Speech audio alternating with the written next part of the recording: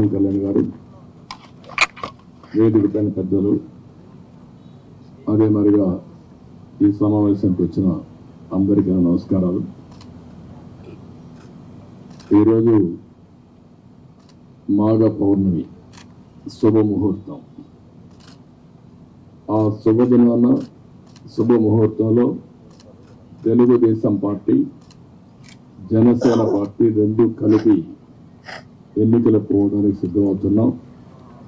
ఈ వార్త రాష్ట్రంలో ఉండే ప్రజలందరికీ కూడా ఒక శుభవార్త కావాలని చెప్పి మేము కోరుకుంటున్నాం.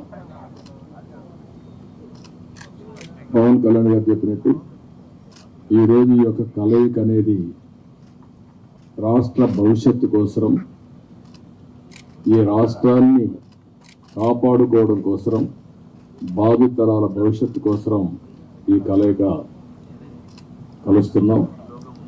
అదే మాదిరిగా ఈ కలయికలో భాగంగా ఇద్దరం కలిసి చాలాసార్లు మాట్లాడుకున్నాం. పార్టీ నాయకులు కూడా మాట్లాడుకున్నాం. అన్నీ మాట్లాడిన తర్వాత 175 సీట్లలో 24 సీట్లు జనసేన పోటీ చేస్తుంది. 3 పార్లమెంటు జనసేన పోటీ చేస్తారు. మిగిలిన సీట్లలో తెలుగుదేశం పార్టీ పెరిగింది. మళ్ళీ వారు చెప్పినట్టు బీజేపీ కలిసి వస్తే ఆ విషయాలు కూడా మాట్లాడుకొని మేము తగిన నిర్ణయాలు తగిన సమయంలో తీసుకుంటాం. ఈరోజు మనం మొట్టమొదటిసారిగా ఏవైతే నిర్ణయించుకున్నామో ఆ నిర్ణయం ప్రకారం తెలుగుదేశం పార్టీ అభ్యర్థులు ఎంపిక చేస్తాం. అదే మాదిరిగా జనసేన అభ్యర్థుల్ని పవన్ కళ్యాణ్ గారు ఎంపిక చేస్తారు. అన్ని ఏరియాల్లో ప్రతి ఒక్కరికి ఒకటే విజ్ఞప్తి చేస్తున్నాం. ముహూర్తం కాబట్టి ముందు మేము క్యాండిడేట్స్ రిలీజ్ చేసిన తర్వాత మళ్ళీ మిగిలిన డీటెయిల్స్ అని మాట్లాడతాం. ఇది తెలుగుదేశం పార్టీ అభ్యర్థుల జాబితా. మొదటి విడతగా ఒక 94 సీట్లు మీకు రిలీజ్ చేస్తున్నాను. ఇది మీకు పంపిస్తాను. మీ అందరూ డిస్ట్రిబ్యూట్ చేసిన తర్వాత నేను మాట్లాడతాను. ఇప్పుడు పవన్ కళ్యాణ్ గారు మాట్లాడతారు. జనసేన చాలా కీలకంగా 24 స్థానాల్లో పోటీ చేస్తుంది. భారతీయ జనతా పార్టీని దృష్టిలో పెట్టుకొని కూడా జనసేన చాలా కీలకంగా 12 స్థానాల్లో పోటీ చేయాలని నిర్ణయించుకున్నాం. దాంట్లో ముందుగా సంఖ్యాపరంగా ఒక 5 మంది అభ్యర్థులను 24 నియోజకవర్గాలు 5 నియోజకవర్గాలు దానికి సంబంధిత అభ్యర్థుల్ని ప్రకటిస్తా ఉన్నాం. నెల్లిమర్ల శ్రీమతి లోకం మాధవి గారు, అనకాపల్లి శ్రీ కొనతాల రామకృష్ణ గారు, రాజానగరం దత్తుల బలరామకృష్ణ గారు, కాకినాడ రూరల్ పంతం నానాజీ గారు, తెనాలి శ్రీ నాగేంద్ర బలహన్ గారు పోటీ చేస్తారు. మిగతా 19 నేను 2 రోజుల్లో మొత్తం అందరికీ తెలియజేసుకుంటాను. ఇప్పుడు నేను పేరు చేయాల్సిన అవసరం లేదనుకుంటాను. చేస్తాను. ఓకే, మాకు నేను పని తగ్గించుకోవాలంటే మీరు పని పెడుతున్నారు.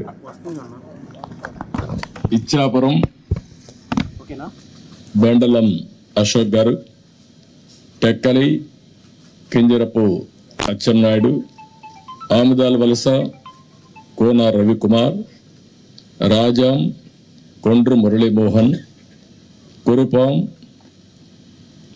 Toyaka Jagadeeswari, Parvathipuram Vijaya Bonela, Salur Gummadi Sandhyarani, Bobbili RSV KK Rangarao, Gajapathi Nagaram Kondapalli Srinivas, Vizianagaram Posapati Aditi Vijayalakshmi Gajapathiraju, Visakhapatnam east Velagapudi Ramakrishnababu, Visakhapatnam west PGVR Naidu alias Gannababu, Araku valley Siriveri Donnadora, Payakaraopeta Vangalapudi Anitha, Narsipatnam Chintakayala Ayyannapatrudu, Tuni Yanamala Divya, Peddapuram Nimmakayala Chinarajappa, Anaparthi Nallimilli Ramakrishna Reddy, Mummidivaram డోట్ల Subbaraju,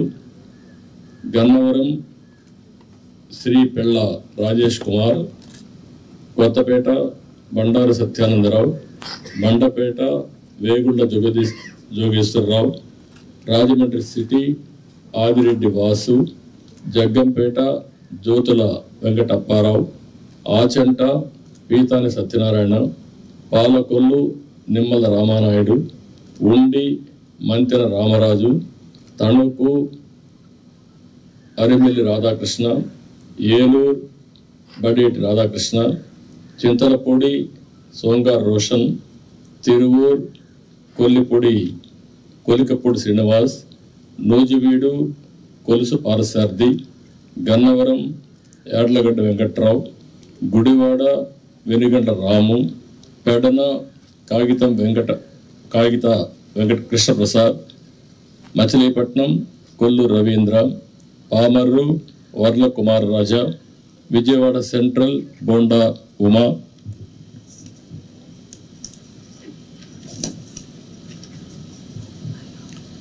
Vijayawada east Gadde Rammohan Rao, Nandigama తంగరల Soumya, Jaggayyapeta Sriram Rajagopal తాతయ్య, తాడికొండ తెనాలి శ్రావణ్ కుమార్, మంగళగిరి నారా లోకేష్, పన్నూర్ ధూళిపాళ్ల నరేంద్ర, వేమూరు నక్క ఆనందబాబు, రేపల్లె అనగన సత్యప్రసాద్, బాపట్ల వేగేసిన నాగేంద్ర వర్మ, ప్రత్తిపాడు బోర్ల రామాంజనేయులు, తెల్లూరుపేట పత్తిపాటి పుల్లారావు, సత్తెనపల్లి కన్నా లక్ష్మీనారాయణ, వినుకొండ జీవి ఆంజనేయులు, మాచర్ల జోలకంటి బ్రహ్మానందరెడ్డి, ఎర్రగొండపాళెం గూడూరు ఎలక్షన్ బాబు, పరచూర్ ఏలూరి సాంబశివరావు, అద్దంకి గొట్టిపాటి రవికుమార్, సంతాతులపాడు బొమ్మాజీ నిరంజన్ విజయ్ కుమార్, ఒంగోలు దామర్జల్ జనార్దన్ రావు,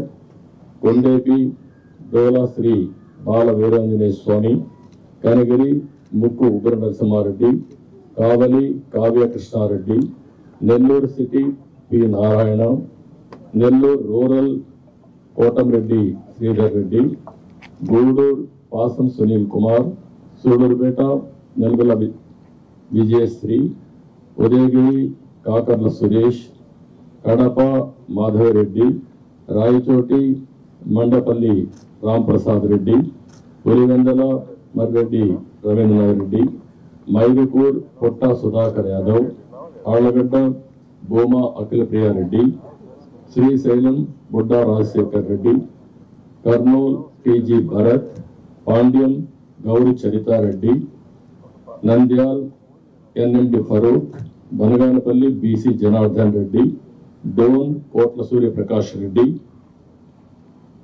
Pattikonda KV Shyambabu, Kodumur Bogula Dastagiri, Rayadurg Kalava Srinivasulu, Uravakonda P Keshav, Tadipatri JC Ashmith Reddy, Singanamala Bandaru Sravanisree, Kalyan Durg Alimineni Surendrababu, Raptadu Paritala Sunitha, Madakasira KME Sunil Kumar, Hindupur Nandamuri Balakrishna, Venugonda Savitha, Thamballapalli Jayachandrareddy, Peele Nallari Kishore Kumar Reddy, Nagiri Gali Bhanuprakash, Gangadhar Nellore doctor VM Thomas, Chittoor Gurijala Jaganmohan, Palamaner N Amarnath Reddy, Kuppam Chandrababu Naidu. లాస్ట్లో ఇవి టోటల్గా 94 నేమ్స్ ఈరోజు మేము రిలీజ్ చేశాం. వారు ఎక్సర్సైజ్ చేసి ఇప్పుడే 5 పేర్లు వారు రిలీజ్ చేశారు. ఇప్పుడు వారు మాట్లాడిన తర్వాత మళ్ళీ నేను మాట్లాడి సమ్మింగ్ అప్ చేస్తాం.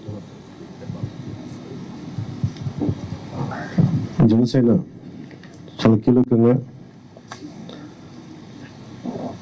ఓట్లు చీలకుండా 98% స్ట్రైకింగ్ రేట్ ఉండేలాగా ఎక్కువ స్థానాలు తీసేసుకొని ఎక్స్పెరిమెంట్ చేసే కంటే కూడా తక్కువ స్థానాలు తీసుకొని రాష్ట్ర ప్రజలకు ఉపయోగపడేలాగా ఈరోజు నేను చూస్తుంది కూడా రాష్ట్రాన్ని ముందు ఒక గాడిలో పెట్టడం, పార్టీ ప్రయోజనాలను దాటి వ్యక్తి ప్రయోజనాలను దాటి రాష్ట్ర ప్రయోజనాలను దృష్టిలో పెట్టుకొని 2014 నుంచి మనం నలుగుతూ ఉన్నాం. 2019కి ఈ అరాచక పాలన వల్ల ఇంకా నలిగిపోతూ ఉన్నాం. ఇలాంటి సమయంలో నేను చాలా నిర్మాణాత్మకంగా, చాలా బాధ్యతతోటి అన్నీ ఆలోచించి, చాలామంది పెద్దలు 45 స్థానాలు కావాలి, 70 స్థానాలు కావాలంటే ఒకటే చెప్పాను అందరికీ, 2019లో కనీసం నాకు ఒక 10 స్థానాలు ఉండుంటే ఈరోజు ఎక్కువ స్థానాలు తీసుకొని ఒక మంచి చక్కటి అవకాశం ఉండేది.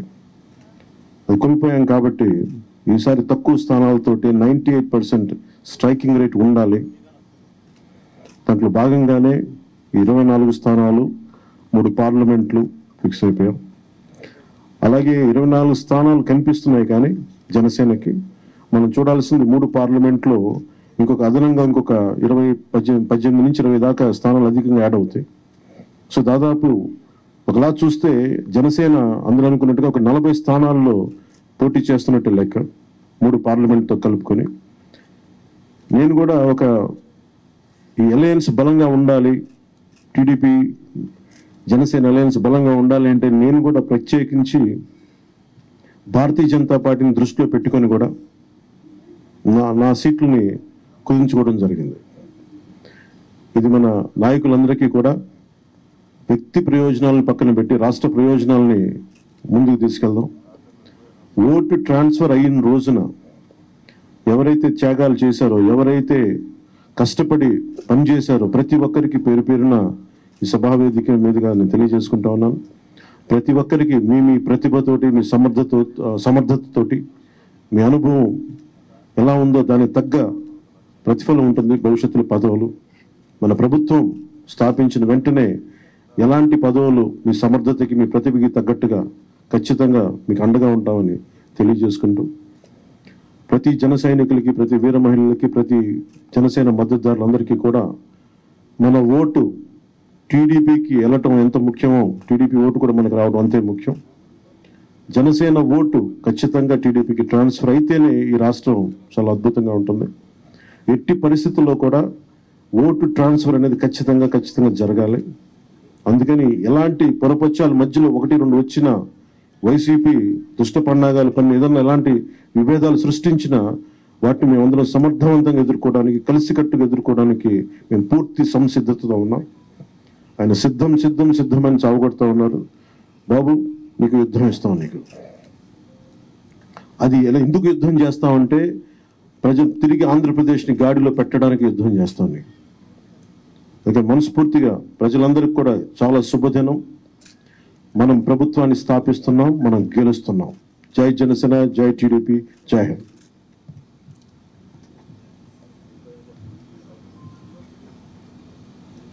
ఇప్పుడే జనసేన అధినేత పవన్ కళ్యాణ్ గారు చెప్పిన దాన్ని నేను పూర్తిగా సమర్థిస్తూ, ఈరోజు ఈ కలయిక రాష్ట్ర భవిష్యత్తు కోసం, ఏ ఇద్దరు వ్యక్తుల కోసమో, ఏ 2 పార్టీల కోసం కాదు, 5 కోట్ల ప్రజా ప్రయోజనాలు ఆశించి ఈరోజు మనస్ఫూర్తిగా 2 పార్టీలు కలిసి పనిచేయాలని ఈ నిర్ణయం తీసుకున్నాం. ఈరోజు రాష్ట్రానికి ఇది ఒక హిస్టారికల్ డే, ఒక మంచి ప్రయత్నానికి తొలి అడుగు ఇది.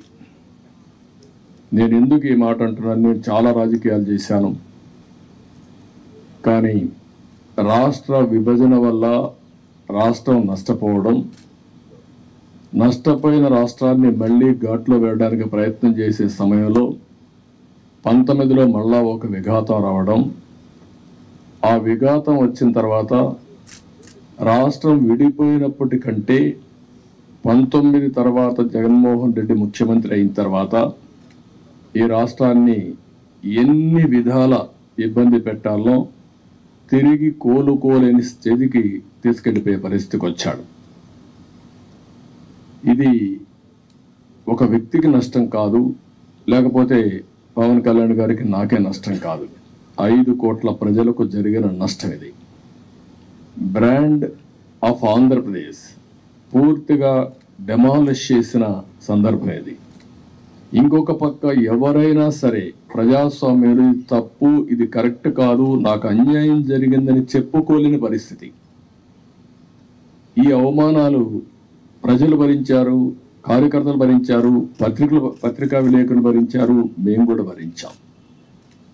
నా విషయం మీ అందరికీ తెలుసు. 5 కోట్ల మందికి పవన్ కళ్యాణ్ గారు ఒక మంచి ఉద్దేశంతో వస్తే ఇప్పటం గ్రామంలో జరిగినటువంటి సంఘటన దగ్గర నుంచి విశాఖపట్నంలో రోడ్ షో కూడా చేయనీయకుండా చేసే పరిస్థితి, అడుగడుగున రాజకీయ నాయకుల్ని అడ్డుకొని అరెస్టులు చేసే పరిస్థితి వచ్చింది. అవన్నీ కూడా దృష్టిలో పెట్టుకున్న తర్వాత మేము ఒకటే ఆలోచించాం. మేమందరం కూడా రాగద్వేషాలకు అతీతంగా 2 పార్టీలు కలిసి మనస్ఫూర్తిగా సహకరించి ఈ రాష్ట్రాన్ని కాపాడే బాధ్యత మేము తీసుకోవాలనే ఉద్దేశంతోనే ఈ ఎక్సర్సైజ్కి ప్రారంభించాం. అయితే ఈరోజు ఒక అహంకారంతో ఇక్కడ మనం కూర్చున్నాం. దీని పక్కనే ప్రజావేదిక విధ్వంసంతో ప్రారంభమైంది. ఆ ప్రజావేదిక విధ్వంసం అయిన తర్వాత డెబ్రీస్ ఇంతవరకు కూడా తీయలేదు. ఒక అహంభావి ఎంత ఈ విధంగా ప్రవర్తిస్తాడనేదానికి ఇది ఒక ఉదాహరణ. అంటే అనునిత్యం నేను కానీ నా దగ్గరకు వచ్చిన పవన్ కళ్యాణ్ గారు కూడా చూస్తే గుర్తు రావాలి ఆ విధ్వంసం. ఆ విధంగా విధ్వంసం చేసే పరిస్థితికి వచ్చారు. ఇవన్నీ చూసిన తర్వాత రాష్ట్రాన్ని వైసీపీ బారి నుండి విముక్తి చేయడం కోసం, రాష్ట్ర ప్రజల భవిష్యత్తు కోసం మేము కలిసి పనిచేస్తాం. ఇంకొక పక్క అభ్యర్థుల్ని వారి అభ్యర్థుల్ని ఇప్పుడు ఎవరిని అనౌన్స్ చేస్తారో నాకు తెలీదు, మా అభ్యర్థుల్ని వారికి తెలియదు. కానీ వారు మంచి అభ్యర్థులను వారు ఎంపిక చేస్తున్నారు. మేము కూడా బెస్ట్ అభ్యర్థులను మేము కూడా ఎంపిక చేస్తున్నాం. ఈరోజు చూస్తే నా రాజకీయ జీవితంలో ఎప్పుడూ చేయనంత ఎక్సర్సైజ్ చేశాను నేను. ఆ విషయం ఇది నాకు 9వ ఎన్నికలు. 9వసారి ఎన్నికలు పెట్టినప్పుడు సమైక్య ఆంధ్రప్రదేశ్లో కూడా ఇంత ఎక్సర్సైజ్ నేను ఎప్పుడు చేయలేదు. అంత ఎక్సర్సైజ్ చేశాను. 1,10,00,000 దగ్గర నుంచి అభిప్రాయ సేకరణ చేసుకున్నాను వివిధ సోర్సెస్ ద్వారా. నేను ఒక్క సోర్స్లో చేయలే, అనేక సోర్సెస్ పెట్టి ప్రజల్ని, కార్యకర్తల్ని కాన్ఫిడెన్స్ తీసుకున్నాను. నేను ఒక మహత్తరమైన కార్యక్రమానికి శ్రీకారం చుట్టినప్పుడు నాకు సరైన సమాచారం కూడా ఉంటే సరైన నిర్ణయాలు తీసుకుంటాం. నాకు సరైన సమాచారం లేకపోతే సరైన నిర్ణయాలు తీసుకోలేమనే ఉద్దేశంతో సమాచారం తీసుకొని అన్ని కోణాల్లో విశ్లేషించిన తర్వాతనే ఈ 94 మంది అభ్యర్థుల్ని ఈరోజు వడబోసి ఫైనలైజ్ చేశాం. ఇందులో కూడా మీరు చూస్తే ప్రజల మధ్య ఉండే వ్యక్తులు కానీ, ప్రజలు కోరుకునేవారు, ప్రజల ఆమోదయోగ్యం ఉండేవాళ్ళు, సమర్థవంతంగా ఎన్నికల్ని ఎదుర్కొని అవతల వాళ్ళతో పోటీపడే అభ్యర్థుల్ని ఎంపిక చేయడం జరిగింది. ఈరోజు ఈ 2 ఎక్సర్సైజుల్లో 118 పూర్తయినాయి. 94 మేము చేశాం, వారు 24లో 5 అనౌన్స్ చేశారు. మిగిలిన అభ్యర్థులను వారు కూడా ఎంపిక చేస్తారు. మొత్తం కలిసి 118 మంది అభ్యర్థులు మేము ఎంపిక చేసుకునే పరిస్థితికి వచ్చాం. ఈ అభ్యర్థుల ఎంపికలో తెలుగుదేశం పార్టీ అయితే యువతకు, మహిళలకి, బీసీలకు, అదే మరి యంగ్స్టర్స్కి ఎక్కువ ప్రాధాన్యత ఇచ్చడానికి ప్రయత్నం చేశాం. చదువుకున్న అభ్యర్థులకు కూడా ఎక్కువ ప్రాధాన్యత ఇస్తున్నాం. అదే మరి మీరు చూస్తే ఒక 23 మంది ఫస్ట్ టైమర్స్, ఈ 94లో 23 మంది ఫస్ట్ టైం ఎమ్మెల్యేలుగా శాసనసభకు వచ్చే విధంగా వాళ్ళు కూడా ఎంపిక చేసుకున్నాం. వీళ్ళలో 3 డాక్టర్లు ఉన్నారు, రిటైర్డ్ ఐఏఎస్ ఆఫీసర్లు ఉన్నారు, విద్యావంతులు ఉన్నారు, 28 మంది పోస్ట్ గ్రాడ్యుయేట్స్ ఉన్నారు, 51 మంది గ్రాడ్యుయేట్స్ ఉన్నారు, బాగా 2 అయితే పిహెచ్డి కూడా ఉన్నారు. అదే మరిగా వైసీపీ అభ్యర్థులను ఒక్కసారి మీరు పోల్చి చూస్తే కడాన రెడ్ శాండల్వుడ్ స్మగ్లర్స్ కూడా పెట్టేశారు. రౌడీల్ని, గూండాల్ని కాకుండా రెడ్ శాండల్వుడ్ వ్యాపారం చేసేవాళ్ళు పెట్టారంటే ఆ డబ్బులు ఇంకా ఆ రెడ్ శాండిల్ వ్యాపారం చేసే వాళ్ళు ట్రాన్స్ఫర్లు కూడా చేశారు అక్కడి నుంచి. ఎందుకంటే బ్రహ్మాండమైన ప్రొడక్షన్ ఉంది అక్కడ, నాయకుల ప్రొడక్షన్ కూడా, నాట్ ఓన్లీ రెడ్ శాండ్ ప్రొడక్షనే కాదు. అలాంటి వాళ్ళని రబడీల్ని డబ్బులతో ట్రాన్స్ఫర్లు కూడా చేసి రాష్ట్రం అంతా స్ప్రెడ్ చేసే పరిస్థితికి వచ్చారు. ఈ విషయం కూడా ప్రజలు కూడా గుర్తుపెట్టుకోవాల్సిన అవసరం ఉంది. ఈరోజు మేము చేసిన అభ్యర్థుల్ని, ప్రజలకు జవాబుదారీతనంగా ఉండే అభ్యర్థుల్ని అటు జనసేన ఇటు తెలుగుదేశం పార్టీ ఇద్దరు కూడా చేశాం. ఈరోజు ప్రజల్లో తీవ్రమైన వ్యతిరేకత ఉంది. ఎంత వ్యతిరేకత ఉందంటే భయం కూడా అంత ఉంది. ఈరోజు మీరున్నారు ప్రెస్, మీ మీద సిరీస్ ఆఫ్ దాడులు జరిగాయి. సిరీస్ ఆఫ్ దాడులు జరిగితే మీరు ప్రతిఘటించాలి అని నిస్సాహితిలో మీరున్నారు. ఏమనుకో అంటే మనోధైర్యాన్ని కూడా కోల్పోయే పరిస్థితిలో ఉన్నారు. ఒక వ్యక్తి స్వేచ్ఛగా వాళ్ళ అభిప్రాయాలు చెప్పే స్వేచ్ఛ ప్రతి ఒక్క వ్యక్తికి ఉంది. అదేవిధంగా పత్రికా విలేకరులకి బాధ్యత ఉంది. అతనికి స్వేచ్ఛ ఉంది, మీకు బాధ్యత ఉంది. 4 ఎస్టేట్స్ ఏదైతే ప్రజాస్వామ్యంలో 4 పిల్లర్స్ అనేటివి చాలా ముఖ్యం. ఒక పక్క చట్టసభలు, ఎంపిక చేసే అభ్యర్థులు, అక్కడి నుంచి గెలిచిన అభ్యర్థులు చట్టాలు చేయడం. రెండోది కార్యనిర్వాహక అధికారులు, ఐపీఎస్ ఆఫీసును ఆల్ ఇండియా లెవెల్లో తెచ్చిపెట్టడం. మూడోది పత్రికా విలేకరులు ఎక్కడికక్కడ స్వేచ్ఛగా ఎవరేం చేసినా నిర్మోహమాటంగా ప్రజలకు చెప్పడం. ఎక్కడ తప్పు జరిగితే తప్పు జరిగిందని కోర్టుకెళ్ళి మళ్ళా మన హక్కులు కాపాడుకోవడానికి న్యాయ వ్యవస్థ. ఈరోజు మన రాష్ట్రంలో చూస్తే ఈ 4 వ్యవస్థలు కూడా ఒక విధంగా చెప్పాలంటే నిర్వీర్యం చేసే పరిస్థితి, దుర్వినియోగం చేసే పరిస్థితి.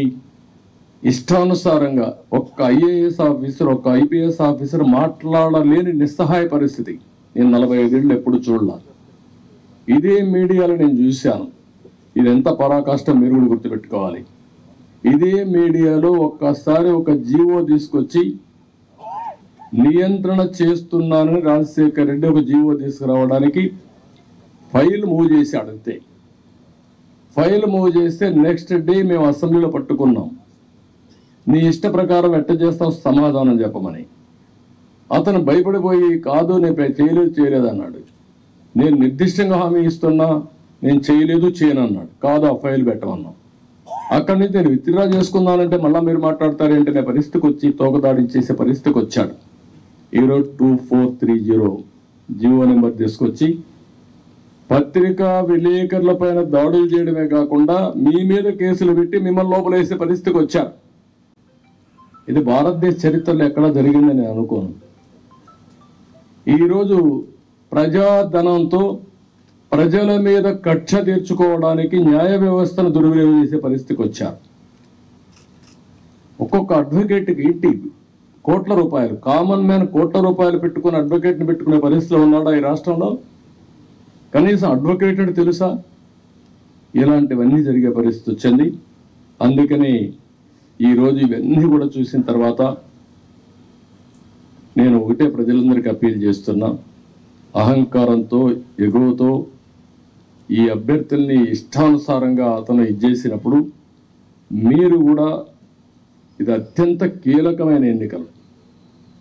మళ్ళీ చెప్తున్నాం, ఇక్కడ మాకు ఏమాత్రం కూడా రాగద్వేషాలకు అతీతంగా అభ్యర్థుల ఎంపిక మెరిట్ ప్రకారం మేము ఆలోచిస్తున్నాం. అందరికీ సీట్లు రాకపోవచ్చు. ఎందుకని నేను మాట కూడా వాడుతున్నానంటే, తెలుగుదేశం పార్టీ పోటీ చేసేది ఇక్కడ జనసేన అభ్యర్థులు సహకరించాలి. జనసేన పోటీ చేసేది ఇక్కడ తెలుగుదేశం పార్టీ అభ్యర్థులు సహకరించాలి. ఇద్దరు కలిసి ఒక అవగాహనతో పనిచేస్తే ప్రజల్లో కూడా ఒక నమ్మకం ఏర్పడుతుంది, ఓటు బ్యాంక్ పెరుగుతుంది. ఎవరైతే ప్రజలు సహకరించాలని ఆలోచన ఉంటారో వాళ్ళకు ఉత్సాహం వస్తుంది. దానివల్ల గెలుపు ఈజీ అవుతుంది. గెలుపు అనేది ఎవరు ఆపలేరు. నేను చాలా స్పష్టంగా కూడా చెప్తున్నా. ఎందుకు ఆ ధీమాతో చెప్తున్నట్టు, ఎప్పుడైతే తెలుగుదేశం జనసేన కలిశామో ఆ రోజే గెలిచామని వైఎస్ఆర్ కాంగ్రెస్ పార్టీ కాడుబడేశారు. వాళ్ళకు తెలుసు, ఏ ఒక్కరిని అడిగినా కూడా వాళ్ళకి అర్థమైంది. కానీ రౌడీజం చేసావు, ఇంకొక పక్కన దొంగ ఓట్లు ఎన్యూమరేట్ చేసావు, లేకుంటే బూత్ క్యాప్చర్ చేసావు, లేకపోతే వాళ్ళకు కావాల్సిన అధికార యంత్రాంగాన్ని వాలంటీర్స్ని ఇలాంటి వాళ్ళని దుర్వినియోగం చేసి ఎన్నికలు జరపాలనుకుంటున్నారు. జరగదు. చాలా ఎన్నికలు చూశాను. ఒకసారి డబ్బులతో కూడా డబ్బుల అహంభావం ఇప్పటికే ఎక్కడికక్కడ బస్తాలు కొద్ది డబ్బులు వెళ్ళిపోయిందని కాన్స్టిట్యున్సీల వారికి ఇయర్ మార్క్ చేశారని, ఎర్ర చందనం డబ్బులు, శాండ్ల్వుడ్ డబ్బులు, లేకపోతే ఇసుక డబ్బులు, లిక్కర్ డబ్బులు, ఒకటి కాదు ఇలాంటివన్నీ అవినీతి డబ్బుల్ని పంపించి మళ్ళా ఓట్లు కొనే ప్రయత్నాలు కూడా చేస్తున్నారు. ఇవన్నీ కూడా సమర్థవంతంగా ఎదుర్కొంటాం. ఈరోజు ఒకటే చెప్తున్నా, ఇది ప్రజాస్వామ్యం అంటే ఒక వ్యక్తికి అధికారం కాదు, ఇష్టారాజ్యం కాదు. ప్రజలు వారి జీవితాలు వారి భవిష్యత్తుని పరిరక్షించేది ప్రజాస్వామ్యం. ఆ ప్రజాస్వామ్యానికి ఒక ముప్పు వచ్చినప్పుడు ప్రతి ఒక్కరి బాధ్యత. ఈరోజు మా దగ్గర డబ్బులు లేకపోవచ్చు, చాలా స్పష్టంగా చెప్తున్నాం. కానీ ప్రజాబలం మా దగ్గర ఉంది. విలువలతో కూడిన రాజకీయం చేశాం. ఇంకొక పక్కన ప్రజల సహకారం కానీ, అదే సమయంలో అందరూ వారి భవిష్యత్తు కోసం పనిచేస్తారని నమ్మకం మాకుంది. మీరు అవసరమైతే ప్రజలే ముందుకొచ్చి 10 రూపాయలు ఖర్చు పెట్టి ఎక్కడికక్కడ అభ్యర్థులు గెలిపించుకునే ప్రక్రియ కూడా మీరు శ్రీకారం చుట్టాల్సిందిగా నేను కోరుతున్నా. ఒక పక్క 5 కోట్ల ప్రజలు, ఒక పక్క ఒక అహంభావంతో, ధనబలంతో, పెత్తందారి విధానాలతో, రౌడీజంతో వస్తున్నటువంటి పార్టీ ఇంకొక పక్క. అందుకే ప్రజలందరూ కోరుతున్నా, మీరు ఆలోచించాల్సిన అవసరం ఉంది. మా బాధ్యత మేము చేస్తాం, మీ బాధ్యత మీరు చేయండి, సహకరించమని మరొకసారి అందరినీ కోరుకుంటూ సహకరిస్తారని చెప్పి ఆశిస్తూ, జై హింద్, జై తెలుగుదేశం, జై జనసేన.